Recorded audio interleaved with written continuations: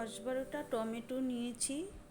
টমেটোগুলোকে কেটে নিয়েছি, নিয়ে মিক্সিতে পেস্ট করে নেব। কেননা আজকালকার টমেটো সেদ্ধ হয় না, শক্ত থাকে। আগেকার টমেটোগুলো সেদ্ধ গলে যেত একটু ঢাকা দিলে, কিন্তু এখন ঢাকা দিলেও সেদ্ধ হয় না, প্রেসারে দিলেও সেদ্ধ না। তাই আমি মিক্সিতে ভালো করে পেস্ট করে নিয়েছি। নিয়ে কড়াইয়ের মধ্যে একটু তেল দিলাম, দিয়ে তার মধ্যে কালো সর্ষে ফোড়ন দিয়েছি।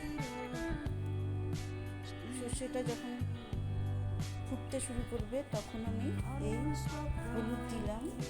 হলুদ দিয়ে যাতে কালারটা আসে, তারপর আমি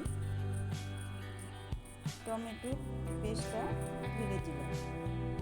টমেটো পেস্টটা যখন ঢেলে দিলাম তখন আমি আস্তে আস্তে যতক্ষণ না জলটা একটু না টানবে ততক্ষণ নাড়তে থাকবো। নমস্কার বন্ধুরা, মাই কিচেন অ্যান্ড লাইফস্টাইল থেকে আপনাদের সবাইকে স্বাগত। আজকে আমি এই রেসিপিটা আপনাদের করে দেখাচ্ছি।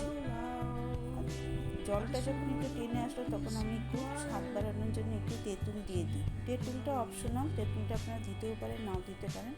আমি দিই টেস্টটা বাড়ানোর জন্য। দেখুন জলটা অনেকটা কমে এসছে। এবার আমি এর মধ্যে চিনি অ্যাড করব। চিনিটা অ্যাড করে চিনি থেকে আরেকটু জল বেরোবে, তার জন্য আমি আরেকটু শুকিয়ে নেব। শুকোলে দেখবেন টমেটোর কালারটা, চাটনির কালারটা আরেকটু লাল হবে, ডিপ লাল হবে।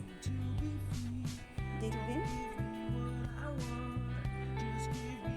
আস্তে আস্তে টমেটোটা শুকিয়ে আসছে। চাটনিটা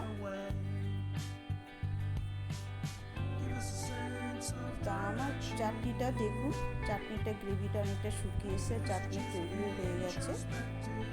এবার আমি ঢেলে নেব। আপনাদের যদি ভালো লাগে অবশ্যই আমার চ্যানেলটাকে সাবস্ক্রাইব করে আমার পাশে থাকবেন।